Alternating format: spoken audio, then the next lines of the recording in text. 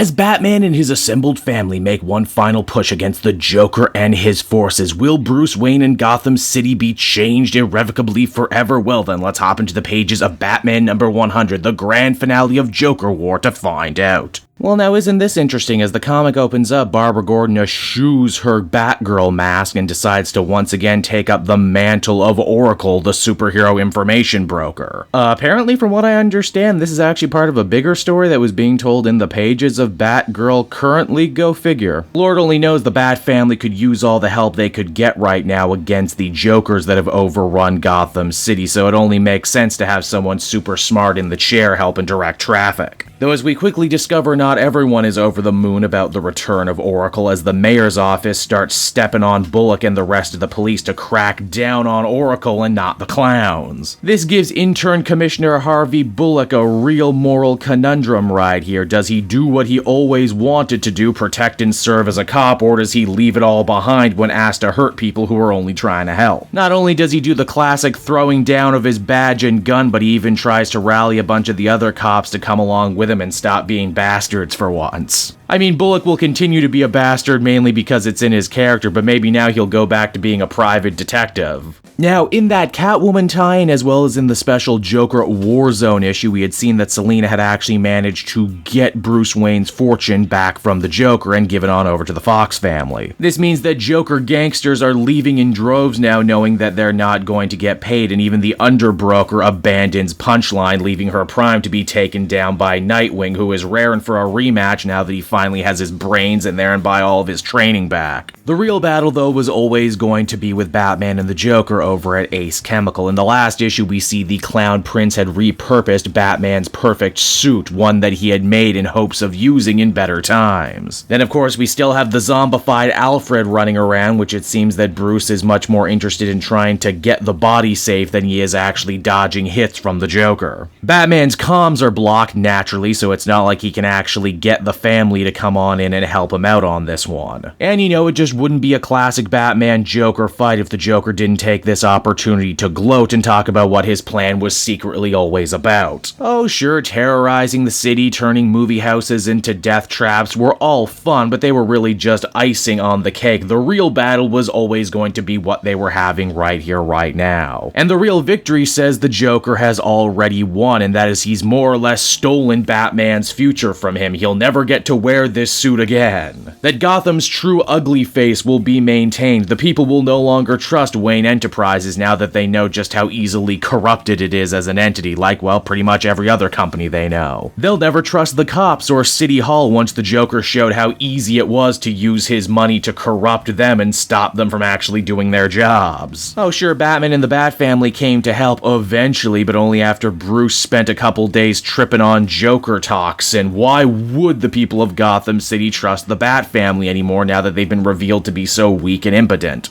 It's for all these reasons and more the Joker just didn't out Bruce's secret identity as Batman. He easily could have, but why do that when he could reveal him in this way? It's the ultimate metaphorical pantsing. But before the Joker can deliver the final killing blow, the true VIP of this story shows up once again. Yeah, that's right, Harley Quinn, you forgot about her. She shoots Joker in the frickin' eye, essentially saving Batman's life, but she's not done yet. She's making good on her threat from the previous issue. Batman is going to have to be forced to choose what kind of future he wants for himself in Gotham. She rigs herself and the Joker with high-powered explosives she stole from Task Force X and says that Batman now gets to choose. Will he save the life of the worst person he knows, the person who routinely brings the city to its knees, or will he leave the Joker behind and save Harley, the person who has quite literally helped him more than just about anyone else in this entire story? The extra wild card in all of this being the zombified Alfred corpse that is still there and would also need to be abandoned if Batman chose to save Harley. So yeah, it's the ultimate do-or-die decision. Will the Joker be able to get away with all the horrible stuff he's done once again, slip through the cracks, while Harley, an innocent person, well, mostly innocent, ends up getting hurt? Ultimately, Batman does choose to save Harley, a fact that shocks Joker to his core. Granted, Batman knows his arch-nemesis pretty well. Joker was where wearing the new Batman suit, which means he was able to grab some skeleton keys, which would help him deactivate the bomb and escape. But the symbolic gesture isn't really lost on anyone, not the least of which Harley, who Batman takes to the hospital and actually waits by her side, much like how Harley waited by his side through all of this. Gotham City is currently being rebuilt by now, it actually being probably a lot worse off than it was at the end of City of Bane, and Batman's ultimate future is a rocky road yet to be seen. He doesn't have his money or his resources, but he did regain his family. In fact, they all come together to bury Alfred once again, and ultimately Batman made a friend in Harley who says that it might be the morphine talking, but even though Gotham City sucks, it sucks a lot less with Batman in it. And hey, you know what? Because this is a special 100th issue, the story doesn't stop there as we actually get a series of epilogues. First off, we meet the brand new villain who we're going to be officially introduced to in the next arc, Ghostmaker, who, get this, not only knows Bruce Wayne is Batman, but actively claims that he and Bruce had the very same teacher and that he's coming to Gotham City to finally give the people a choice in hero.